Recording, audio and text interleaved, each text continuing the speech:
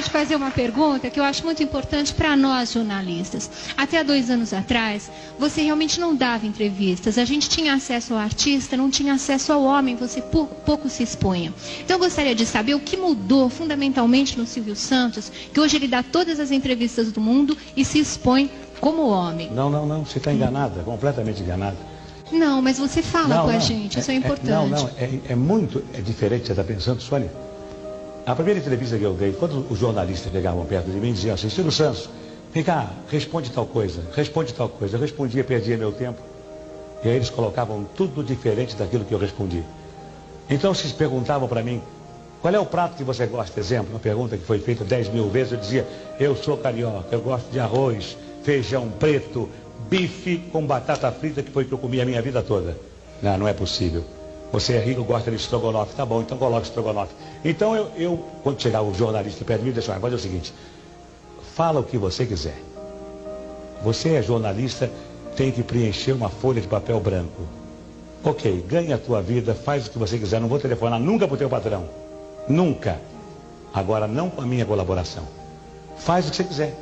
Diz o que você quiser de mim. Não adianta eu te responder perguntas, porque você vai mudar tudo. Porque você não é jornalista, é psicólogo ou psiquiatra. O jornalista que me entrevistar tem que ser sério, competente e tem que ter inteligência e sensibilidade para colocar no papel os meus bons e os meus maus pensamentos.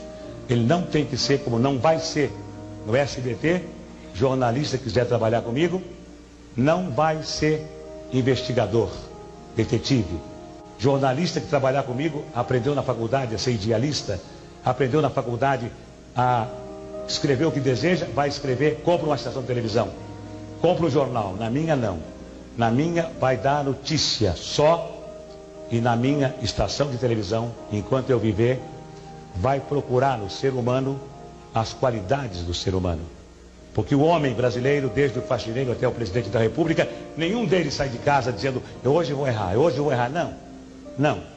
Todos saem de casa com a intenção de acertar. Fazem 10 coisas, erram 3 e os jornais e a televisão só encontram os 3 defeitos, não encontram as 7 qualidades. Qual é o ser humano que vai progredir se ele não recebe estímulo? Se ele só recebe cacetada da imprensa, cacetada da televisão. Me faz lembrar a piada do homem que morava numa vila de casas e que era engenheiro eletrônico, falava inglês, era arquiteto, falava francês, falava alemão, era músico, tocava um instrumento. Ninguém conhecia ele. Conhece o músico? Não. Conhece o inglês? O que fala inglês? Conhece o... Não. Conhece o careca? O careca, sim, o careca é da casa 23. Quer dizer, o careca todo mundo conhece. E as outras qualidades do careca ninguém sabe quem é? Não. Na minha televisão, o jornalista, se quiser trabalhar comigo, vai ter que dizer, a inflação foi de 2, 3, 8% só. Não vai dizer assim, a inflação esse mês foi de 8%. Que coisa, não. Que coisa não. E dá notícia só. E se ele puder elogiar, elogie. Faça como a imprensa americana. Porque na imprensa americana, eles colocam Silvio Santos foi convidado a comparecer a uma delegacia de polícia para prestar informações. Silvio Santos será julgado na próxima semana. Silvio Santos foi condenado a 5 anos de prisão. Silvio Santos é ladrão. Aqui não. Na imprensa brasileira, me desculpem os jornalistas se eu estiver exagerando, mas uma parte da imprensa brasileira coloca Silvio Santos é ladrão para vender jornal. E o Silvio Santos que explique por que não é ladrão. Nos Estados Unidos, a Carol Burnett foi chamada de alcoólatra pela revista Enquirer. Ela nunca foi alcoólatra, provou e recebeu 3 milhões de dólares de indenização.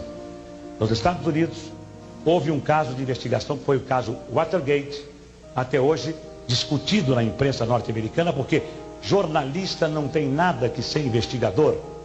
Jornalista tem que dar a notícia só, mais nada.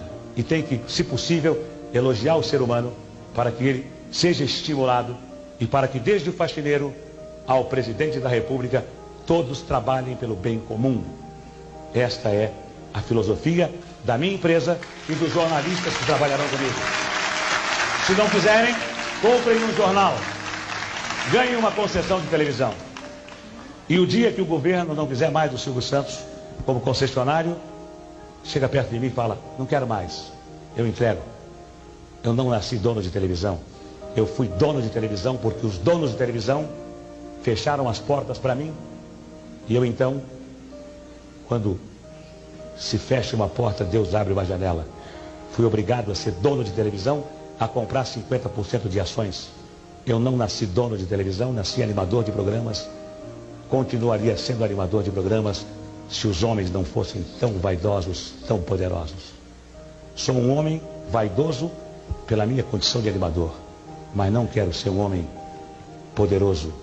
Não precisa ser poderoso. Sou poderoso com a minha consciência. Ei, valeu. Fala.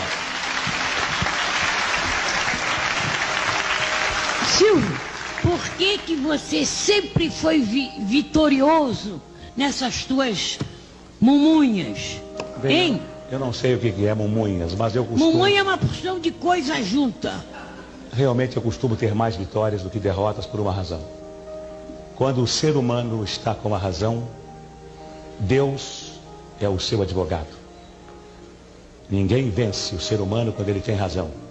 Quando o ser humano não está com a razão, Deus é o juiz e o demônio é o advogado de quem está sem razão. Quem tem razão, forte ou fraco, vence sempre. O bem sempre vence o mal. O mal vence por alguns minutos, por algum tempo, mas o bem sempre vence o mal. E não teríamos razão para viver. Mesmo que esta vida termine no pó, não teríamos nenhuma razão para viver se o mal vencesse o bem. Nelson Rubens não perguntou nada. Nem quer saber a cor da minha cueca. Eu perguntei, eu queria saber como é que a gente ganha tanto dinheiro, Silvio Santos. Trabalhando. Trabalhando? Trabalhando e fazendo o seguinte, acreditando naquela frase que algum filósofo disse uma vez num livro, ganha dinheiro com 10% de inspiração e 90% de transpiração.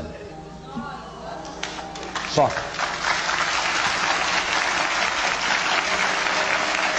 Saber qual foi a sua maior tristeza, a sua maior alegria. A minha maior tristeza foi a morte da minha esposa, chamada Cida, aos 39 anos de idade, com câncer no estômago. A minha maior alegria foi ter conhecido a minha esposa Iris, mãe das minhas 4 filhas. Obrigada.